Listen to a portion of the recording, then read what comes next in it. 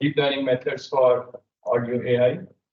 So Toni is a postdoctoral research fellow at Tampere University in Finland, and he received his PhD in 2021 from the same university.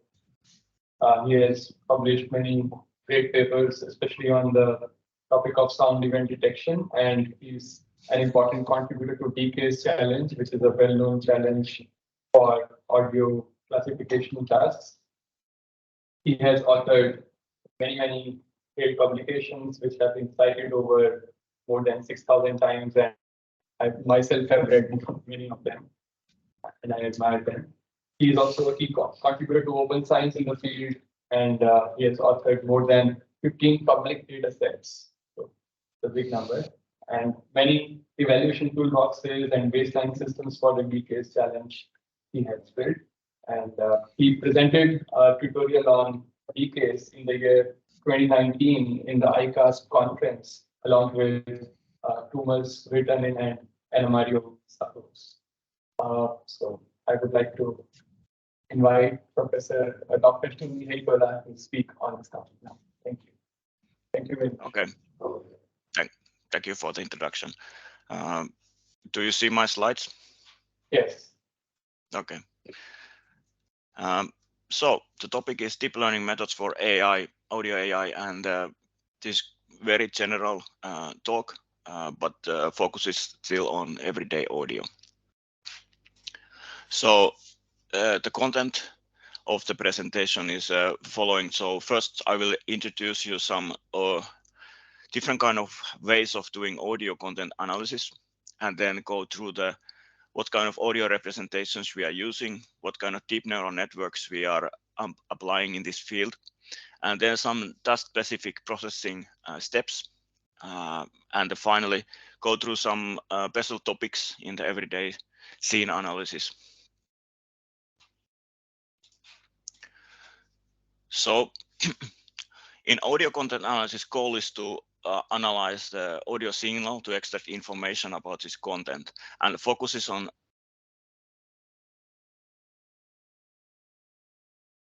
everyday audio.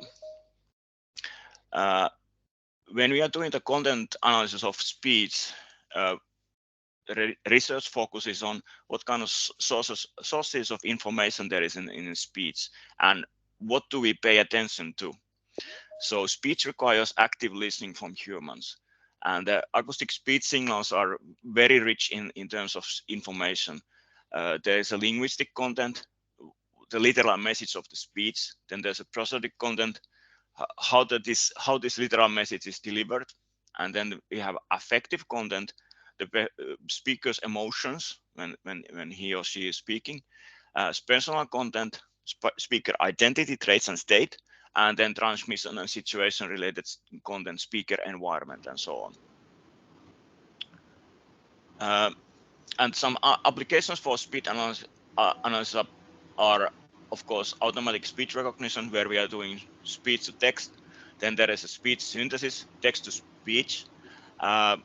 We can also do speaker verification, where we verify the identity of the speaker based on the characteristic of he or she's voice. Then we can do speaker diarization, where we partition audio signal based on the identity of the speaker. We can do the spoken language identification, where we recognize the language of the audio and maybe tune the processing accordingly. We can do speech coding, where we do data compression of digital audio, and especially the audio which contains the speech. And we can do voice conversion, where we change the perceived identity of speaker while we are retaining the other characteristics of the speaker, like a content and the intonation maybe. And then we can do computational paralinguistics, where we are analyzing the emotions or the health of the speaker.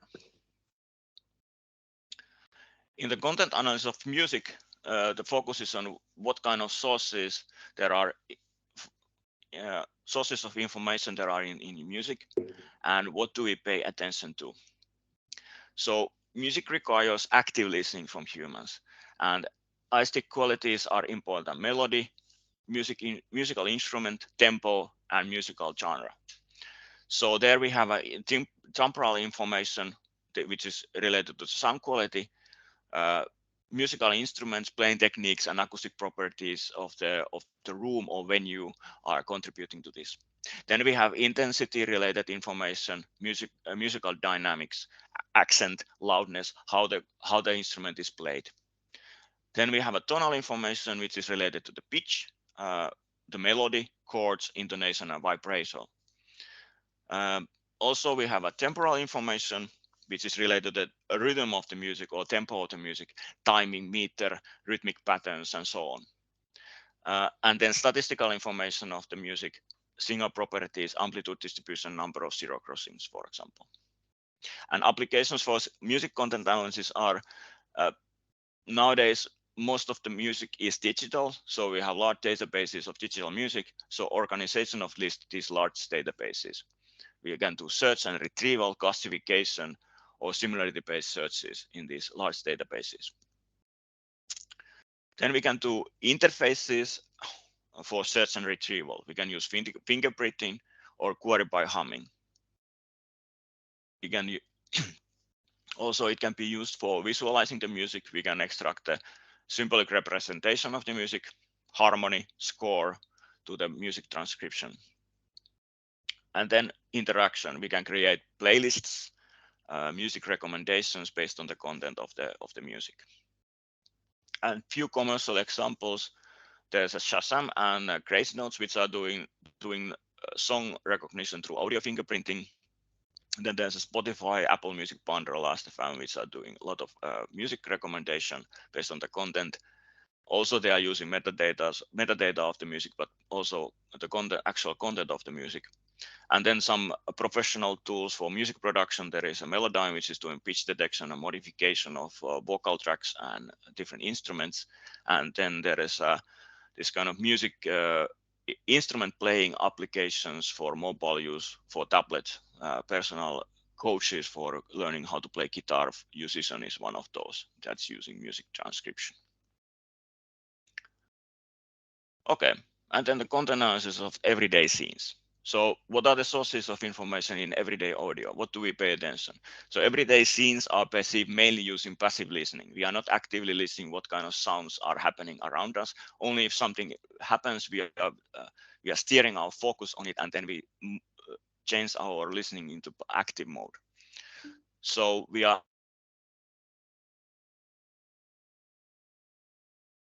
do categorization first, and then quality of the sound. So that's a secondary. So general characteristic of environment. Here we have a busy street. We are doing acoustic scene classification there. We decided, okay, now we are in a busy street. But when you are focusing on sound sources there, we have, for example, footsteps, speech, car engine. So when we focus on what is happening, we are doing sound event classification. When we are focusing when this is happening, we are focusing on we are doing sound event detection. And when we are focusing where it is happening, we are doing sound event localization. So let's look at the more deep. The analysis starts what we have there. We have here the scene where we have a car passing by. There's a crows crowing and dogs barking and somebody shouting and football playing. So when we capture this audio, we can do acoustic scene classification for that. And this identifies the scene class. In this case, it's residential street, and this provides information about the entire scene. Then we can do audio tagging, which is roughly identifying what is happening in this recording, what we have. So this gives overview of the scene. And then we can do sound event detection, which is identifying what is happening and when it is happening. This gives the detailed view of the scene. So some applications for audio content analysis. So we can do acoustic monitoring, and there's a few benefits over a more common video monitor. Some cases, and it works well in all lighting conditions, and there's no direct line of sight required, and it is computationally lighter. And usually this acoustic monitoring is targeting specific sounds like baby crying, window breakage, sirens, and bird sound, etc. Then we can also make context-aware devices. where the device is changing the processing mode depending on the context. For example, in hearing aids, the noise suppression algorithms can be tuned differently for the noisy conditions or more quiet conditions. Smartphones can change their mode based on the context they are. For example, if they are in a meeting room, they can go in the silent mode. Then we have devices which are reacting on the events in the environment. For example, autonomous cars can react on the sounds of people shouting or kids playing, for example, lower the speed. Then we can have robots which are reacting on the environment. Then we can have assistive technologies. For example, in YouTube, currently there is this automatic captioning of sound events in the videos. We can also analyze human activity. Here, the activities are broader concepts than the sound events. For example, they are cooking, brewing coffee, usage of toilet or shower. These are containing many different sound events. They are under one title, like making food. And this can be utilized in for example, in long-term human behavior monitoring in elderly care, where we can collect statistics of behavior over many days, many weeks, many months, and then maybe detect some different behavioral differences there. And also it can support research in the neighboring research fields. So in bioacoustics, it can be used for wildlife population monitoring. We can identify species, and this can be also used for biodiversity assessments in different fields. In different large areas, you can use a lot of different sensors to cover a large area. And in robotics, you can use it to enhance the human-robot interaction. In addition, just to the speech recognition, you can also recognize what other events are happening in the scene. So let's take a look how this is implemented in the context of general machine learning. So for audio analysis, we need audio. Then we do feature extraction, and we extract acoustic features out of that. And then we do machine learning, which is learning something. And for classification, we are getting single active class.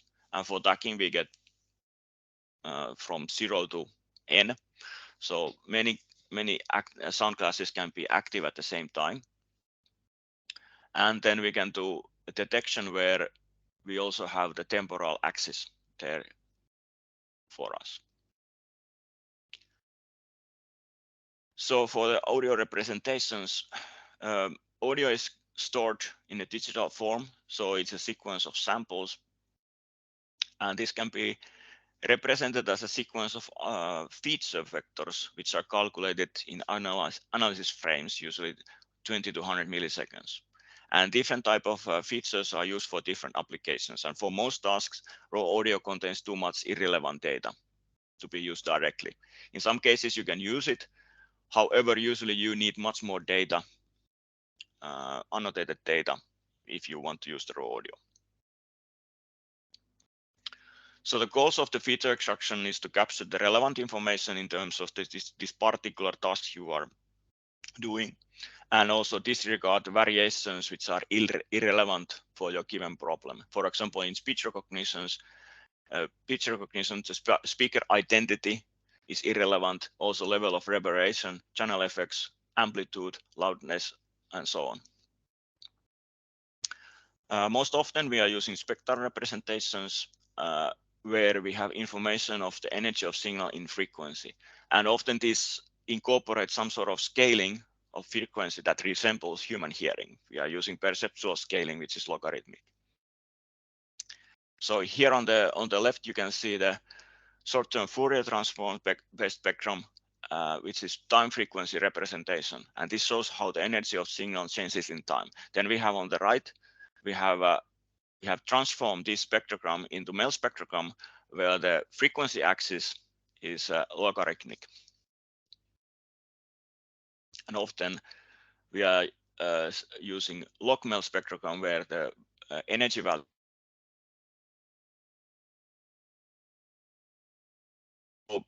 And then we have spatial features. So if we have a case where we have sound source, multiple microphones, so these spatial features are related. For example, we have multi-channel audio, we have 4 channels, and we can use inter-channel level differences, which are related to attenuation with the distance and to the microphone directivity. And then we can use inter-channel phase differences, which are related to the time delays between these microphones. As an alternative to these handcrafted features, we can also use feature learning, where neural network is used to learn the most suitable representation. Here, we learn the time frequency representation directly from the data, and there's no need for expert knowledge for specific attributes of the data. And this can be even incorporated into overall machine learning process. So we have a first layers of the network, which are learning feature representation, and later layers are handling the classification decision. So let's look at some special deep neural networks used for audio analysis. So most common component in these networks is the convolution neural network layers. These layers allow learning the time frequency filters to automatically find the relevant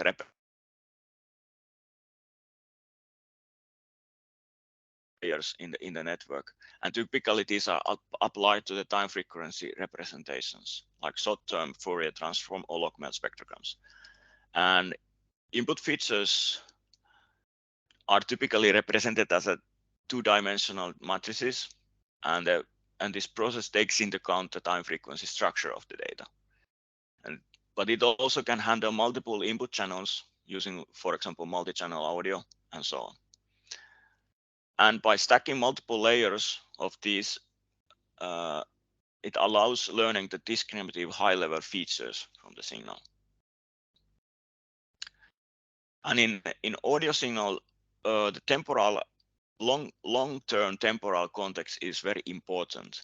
So we can use recurrent neural networks to learn the sequence-to-sequence manner, these kind of things. In here you can see the green layers are the recurrent layer, where you have connections back and forth. And with this, you can use the context from the longer history context when you are doing the detection. But you can also use it in a manner of sequence to vector, where you are using history, long-term history to get a more reliable estimate what is happening now.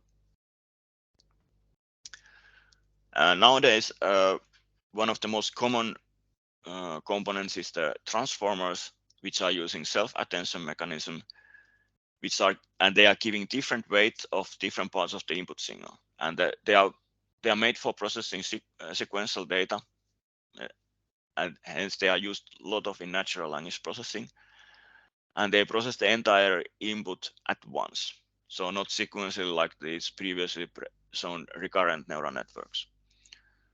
And they provide context for any position in the input data.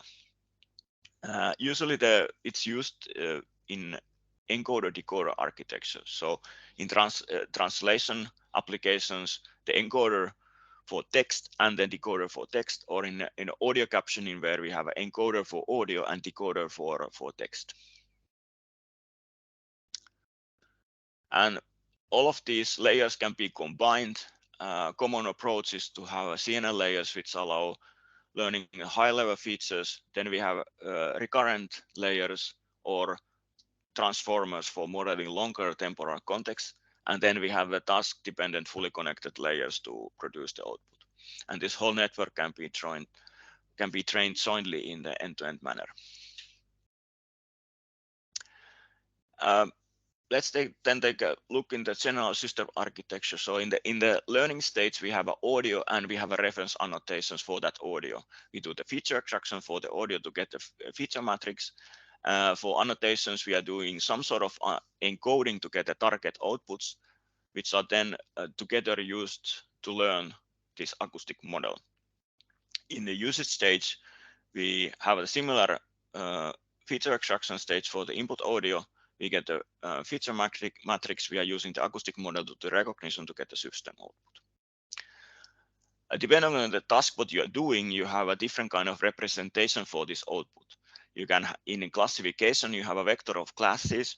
For automatic speech recognition or audio captioning, you have a sequence of class vectors. For the sound event detection, you have a sequence of temporal synchronous class vectors. And for sound localization, you have a vector of continuous variables, which are representing the location of the sound sources. For sound source separation, you have, and signal enhancement, you have a vector of continuous variables, which are representing the audio itself. And then you have a sound source tracking, which is a sequence of temporal synchronous continuous variables.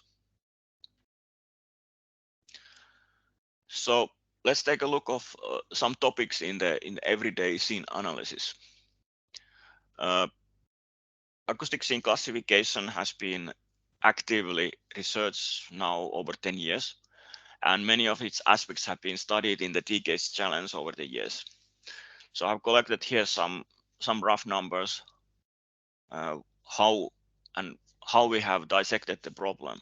So we have been studying the generalization across different devices. We have had the case challenge tasks where we have 4 real devices, mobile devices, and then simulated devices, and then scene classes. And then in the system training, we have a large amount of high quality audio collected with a high quality microphone, and then small amount of data from the mobile devices. This is essentially mimicking the situation in a real case where you have a large data set, and then you need to specify that for your target device. And the system performance is evaluated on audio from different mobile devices than which was available in training. So in this case, the performance is around 75%. Then we have also studied the generalization across different locations. So if we are training the system with the cities and we are testing the system with the same cities, we are getting 85% performance. If we are testing it with the systems with the cities,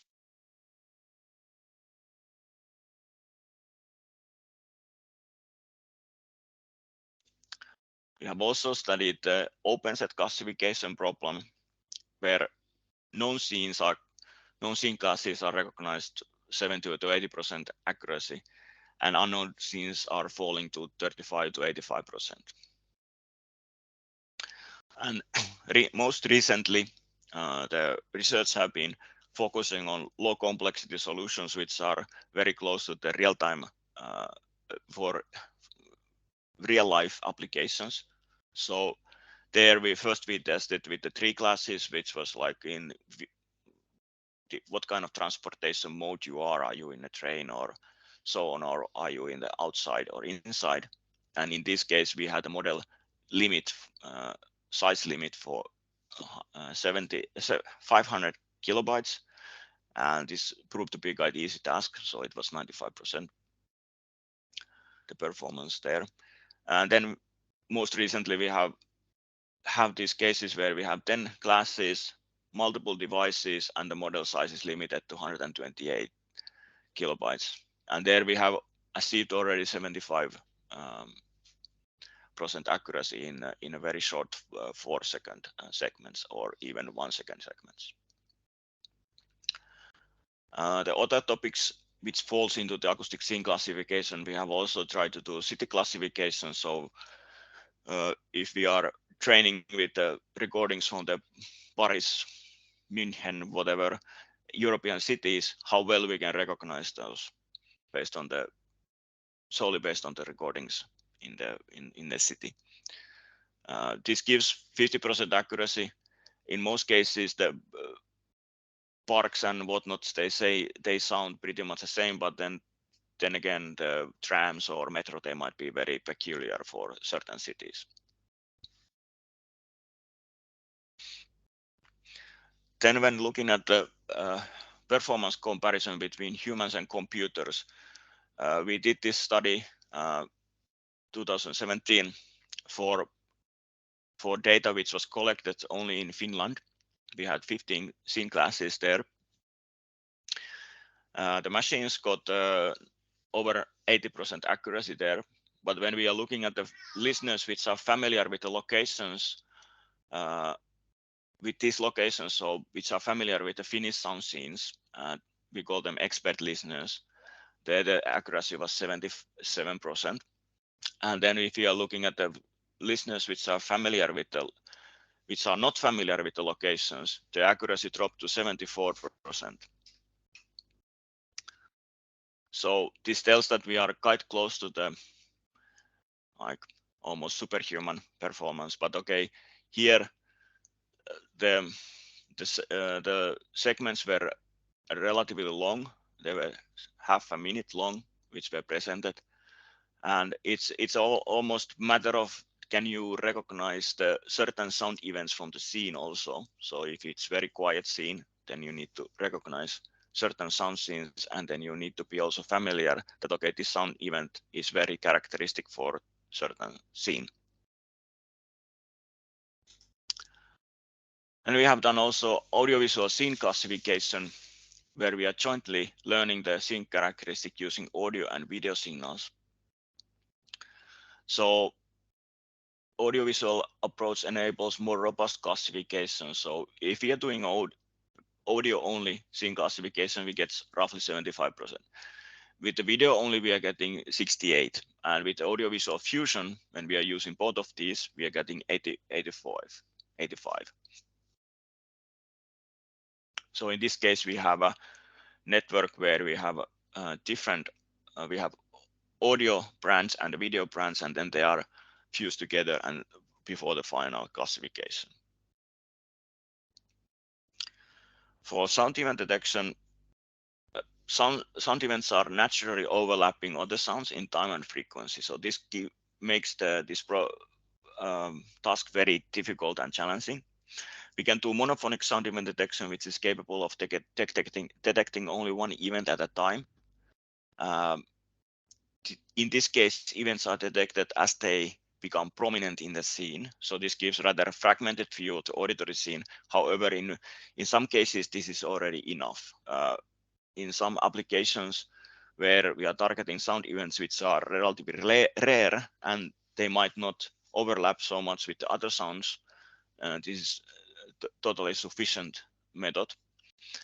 The other one is we can do polyphonic sound event detection, which is capable of detecting multiple events at time. So this captures more realistic view of auditory scene. And this is essential for real-time applications. So if you really want to know what is happening in the auditory scene, you need this. So early research was using strongly annotated training material, where we have start and end times for each of the sound events in the scene. Detection performance has been increasing steadily in this, but the datasets are relatively small due to the annotation process. This is very time consuming to annotate tediously all the start and end times of the sound events. So that's why the recent research is focusing on the approaches which are capable of using weakly annotated material. So there we don't have start and end times for all the sound events. This is easy to obtain. You just present the, let's say, 5-second segment to the annotator, and he or she will say that was there a dog barking or not. This enables larger data sets, and then we are relying on the machine learning methods to overcome this inaccuracy of the reference data. In the joint localization and detection, we are focusing what is the sound, when is the sound, and where it is. So we are detecting simultaneously temporal activity of sound events and localize by estimating Cartesian coordinates or direction of arrival angles. So this learns relevant features for localization and detection from low-level acoustic features. And early approaches were using separate network branches to produce the localization information and the detection information. But the recent approaches are fusing these together, so they have a single output network where the sound event activity is coupled with to the length of the corresponding Cartesian direction of arrival vector.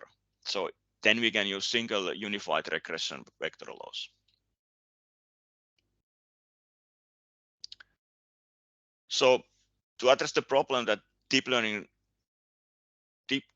techniques, they require large data sets to solve the new problems, we can use transfer learning. And this uses pre-trained system. So usually this is called audio embeddings that already knows a lot from the other domains. And then we transfer this neural network structure and weights from the source task to solve the target task. This allows relatively simple training to the specific task. So often only one fully connected layer is sufficient for decent performance. And some widely used audio embeddings are following, and these are mostly, and they are all based on the audio set, which was published by Google already 4 or 5 years ago.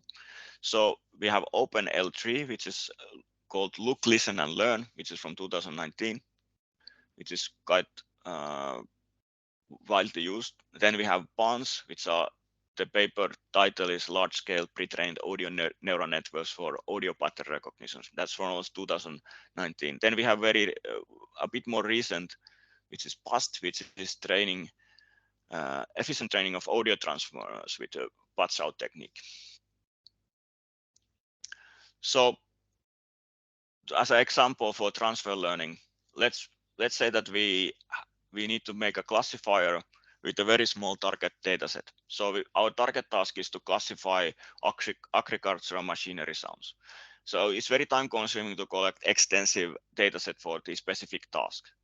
And because of this, special data sets are often too small and for robust learning. So let's say that we have a small data set, we have 2 hours, we have 5 classes. But if our short task would be use the pre-learned audio embeddings, which would be trained with the audio set, which has 5,000 hours of data over 500 classes. So we would learn this source model to extract audio embeddings.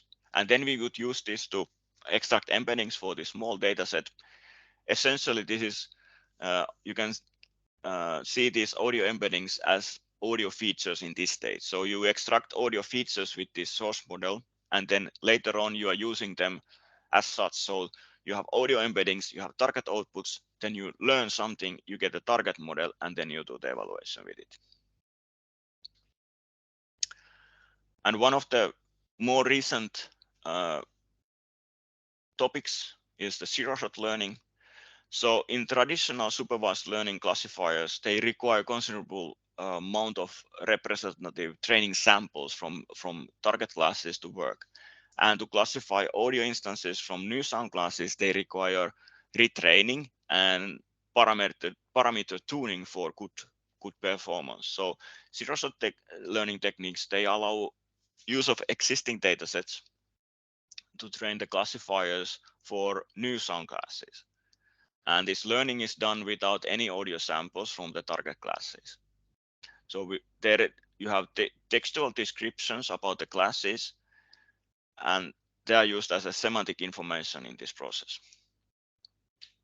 So as an example, we have an audio example from 4 classes. We have dog, crackling fire, coughing, clock alarm. So we have multiple audio samples from these. And then we can extract audio embeddings from these audio examples, and we can place these in the acoustic embedding space. Then we have these class labels for the classes, and we can similarly extract semantic embeddings for these and place them in the semantic space. So here we can use word2vec or some other embeddings. And then what we calculate is we learn this kind of we learn acoustic semantic mapping between these 2 embedding spaces, and this mapping is measures the compatibility between these 2 spaces, and it should, in ideal case, generalize to new classes. So how you use it for classification? We have this learned acoustic semantic mapping, we have these new classes. We have a chainsaw and a wind, and we place these classes into the semantic embedding space. Then we have unknown audio. We extract the embeddings for that. We place it in the acoustic embedding space. And then we calculate the compatibility, which measures the between the unknown audio and the new sound class labels. We get some values.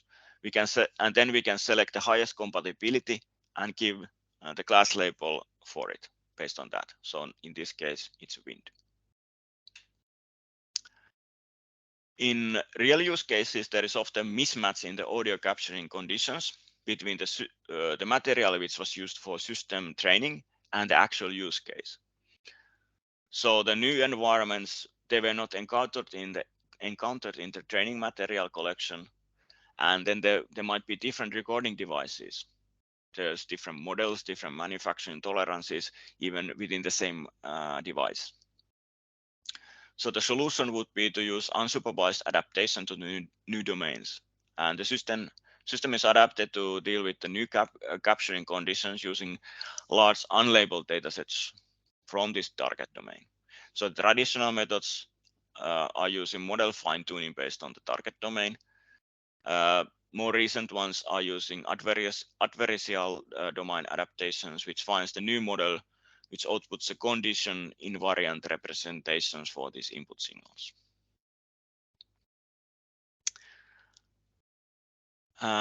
Then about active learning, which is developed for cases where you are working with a limited annotation budget. You have a lot of data, but you don't have much time to annotate it. Annotation is usually the most time-consuming part of the data collection. So we have dataset which has unlabeled audio segments. We can cluster the data. We get some data clusters there. And here the reference classes for these segments is denoted with these shapes. But this is not visible for this hidden information. So we can select from these clusters the representative example. Usually it's some center of the cluster, or depend how you want to select it. You select one sample from the cluster. You present these to the human annotator, and you get annotated labels. And in this case, we give the predicted labels, which are these predicted labels are assigned based on the annotations to the full all the examples from that one particular cluster. So in this case, 9 out of 12 segments are correctly labeled by listening only 4 segments. And then we can repeat this, so we have still some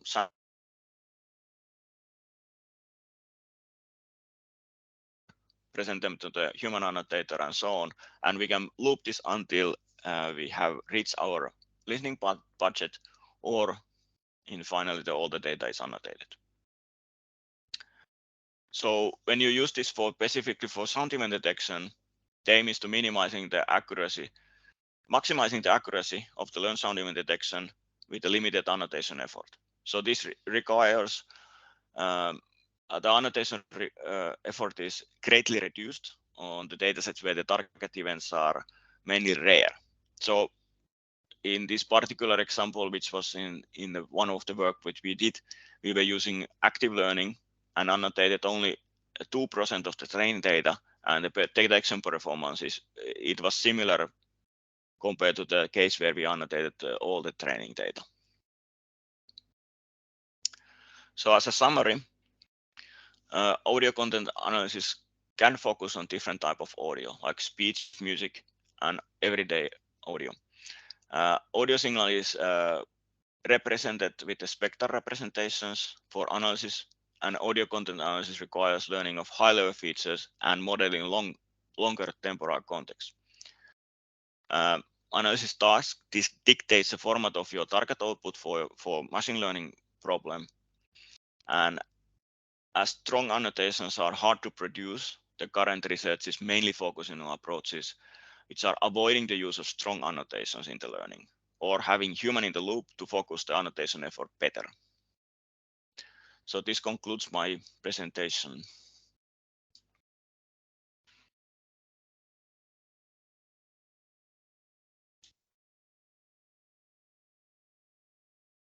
Thank you very much, Toni, for this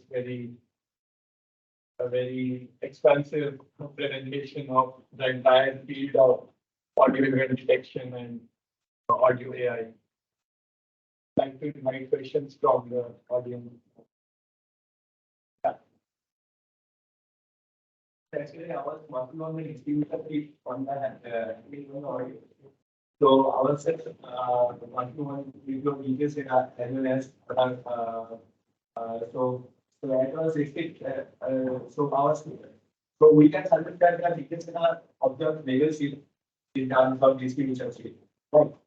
So the algorithms that working on the details and other not going for other speech content problem when the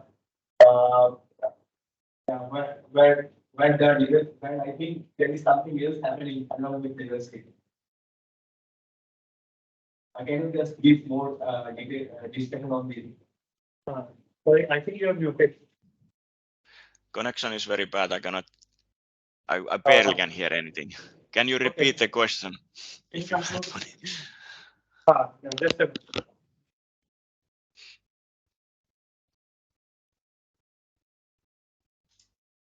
so as I was working on your details data, so I am feeding in the details data. When you are using synthetic data, what happens is that some label shift is occurring between the synthetic data and the other data.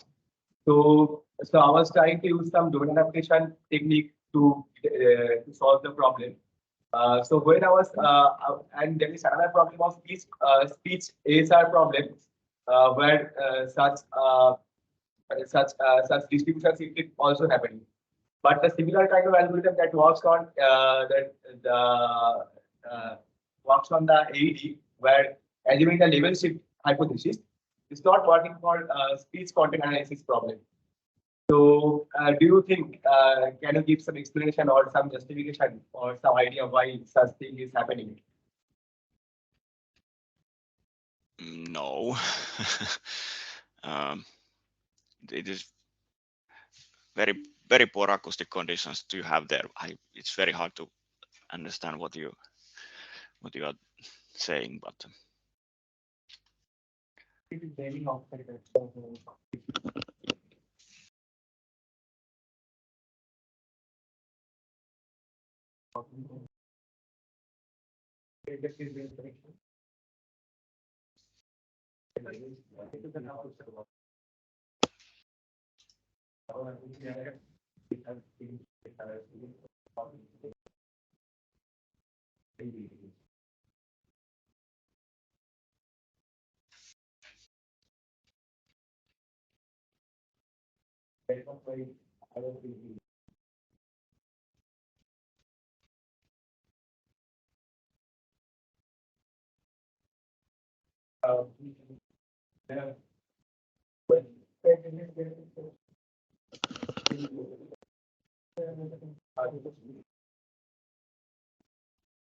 Hello, sir. Thank you for the talk. I have one question.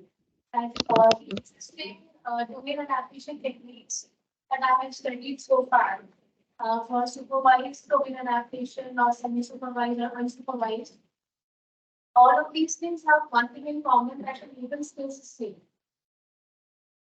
So, like, what happens if a new class from the target domain, like samples from new class in the target domain appears?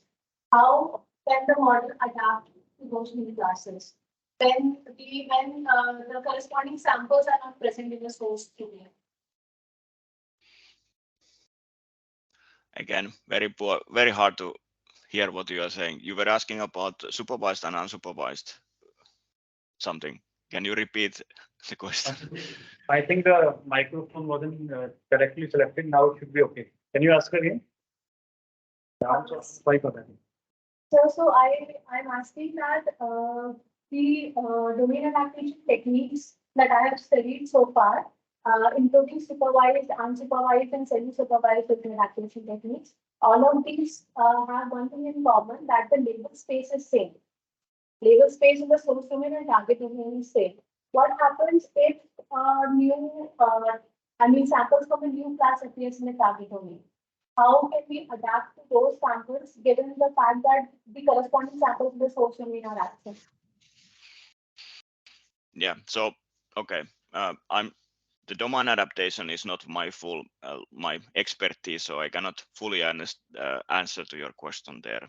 So there, the unsupervised way of doing the domain adaptation should handle all of this. Then it's a matter of like how well it will work. And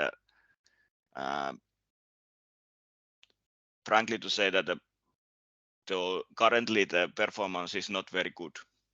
Like it is better than nothing, but it's not as good as you would have if you would have a material from the target domain which is annotated.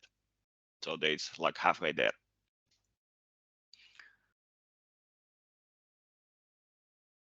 I know that I didn't answer to your question fully, but yeah, sorry. I have a question. So you talked about audio visual scene classification. There you are using both the audio and visual features. So are you using any specific technique for multimodal data, or just you are using some con layers or recommend layer? So you were asking about the acoustic scene classification using visual information. Yeah. Was it so? Yeah. Yeah. So we have been doing it so that we are using the scene as such. We are in the visual side. So we are using scene as such. We have also studied the ways where we are using some YOLO algorithm to extract the objects from the scene.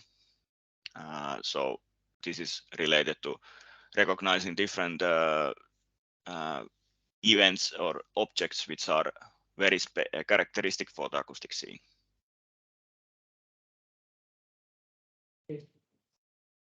Okay, thank you.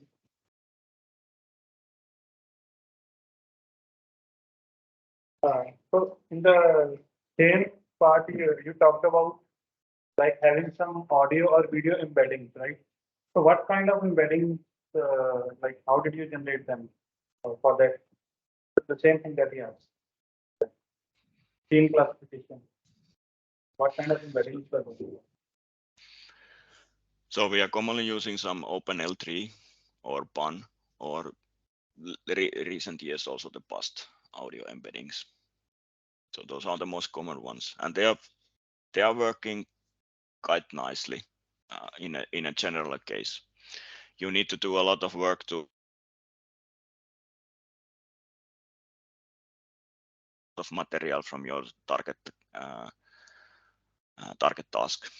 So, but in general case, like I was in this transfer learning example, you don't have that much data. So if you would have in part of the audio set, let's say 1,000 hours, then you might get better.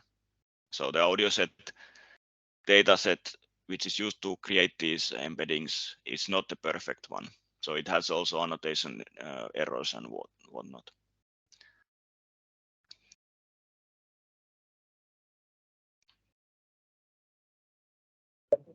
Can you give some more details on the zero shot, that how we are doing compatibility on the zero shot task for the audio? I mean, how we are defining compatibility class? You were asking about the video side. For that, I cannot answer much because I haven't done that. So it's one of our colleagues who have been doing that.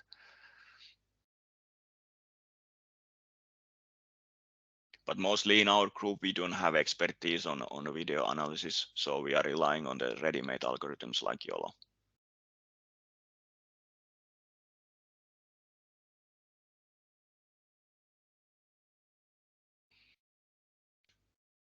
Anybody from audience who has joined online would want to ask something?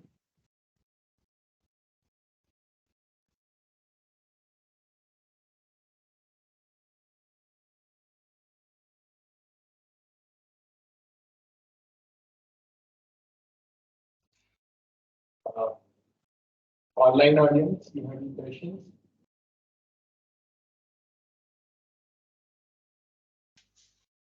Then I can ask one question.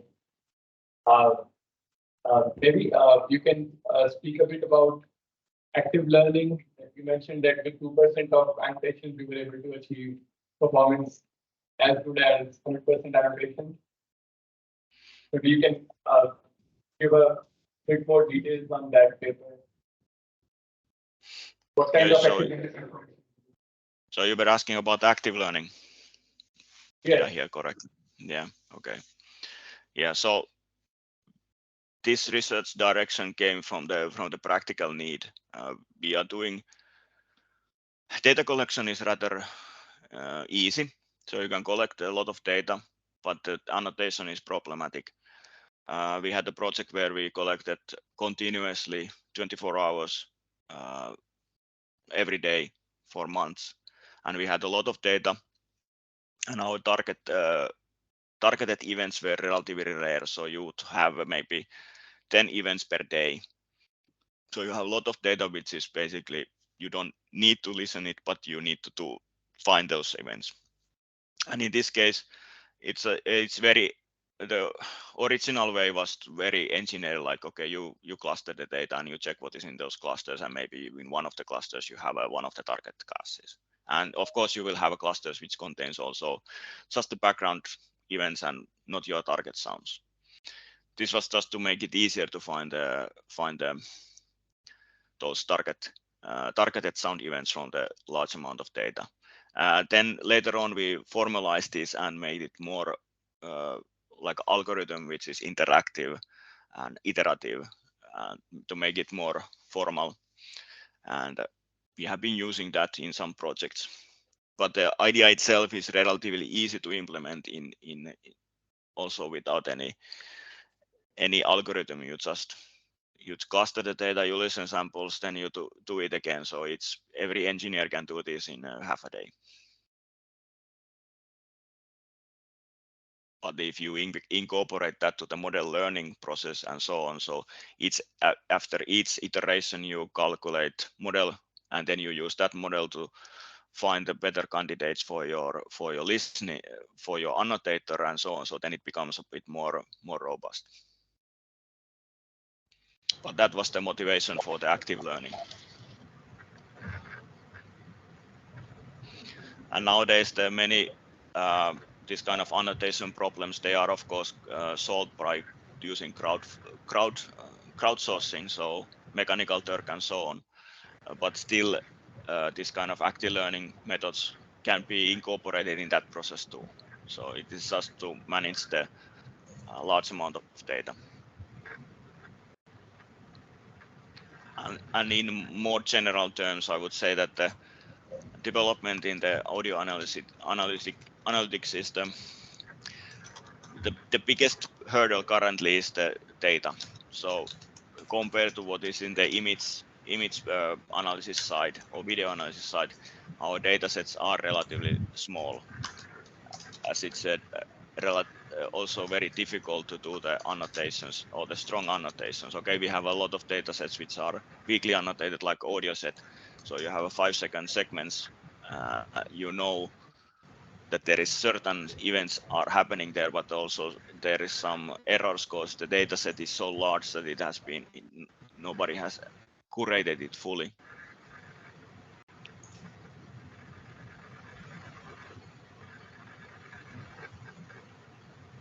You can share a bit about the acquisition function which we use for active learning. There are different acquisition functions available, but which one do you find effective? Can you repeat? There was some other microphone on also. Activation functions. The acquisition functions for active learning. The acquisition function, how you acquire, how you recommend which data to be updated.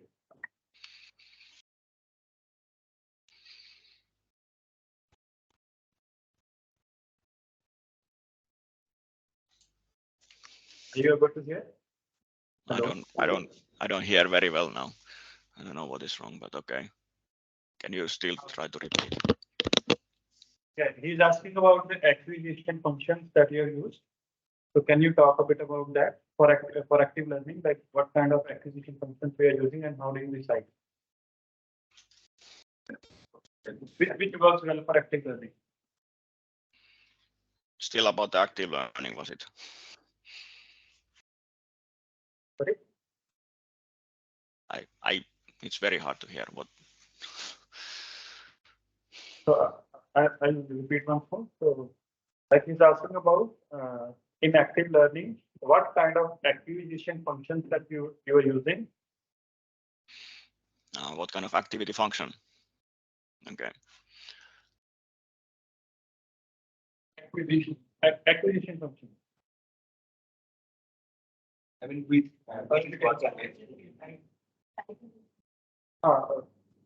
We can type in the chat.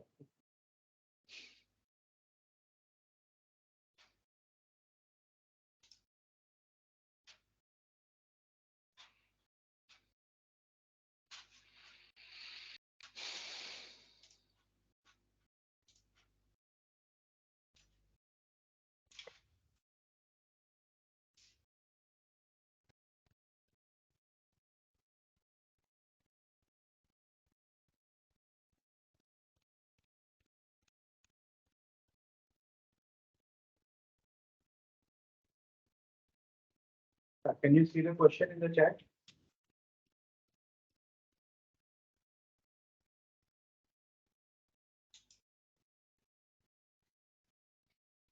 I can see only somebody typing. There is some problem in your connection.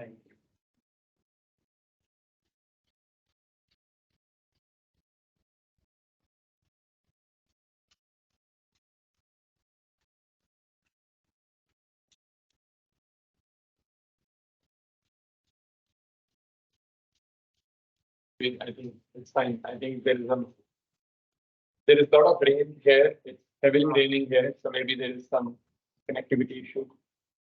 But I think we can stop here in that case then. Well, if you have questions, you can send them by email to me. I can answer better. I'm sorry, but it's the acoustic conditions are very bad. The connection is very bad, so it's like time to time I can hear something and then it's muffled. I hope my voice is at least audible there in that end. Yeah, very clear. Okay, thank you very much, Toni, for this very insightful talk on this in this area. I'm really grateful to you for taking out time from your schedule and spending time with us. Thank you very much. Yeah, thank you. Thank you. Thank you. So there is a next month we are organizing DK's workshop in Tampere, and if you are interested of this field and topic, the papers will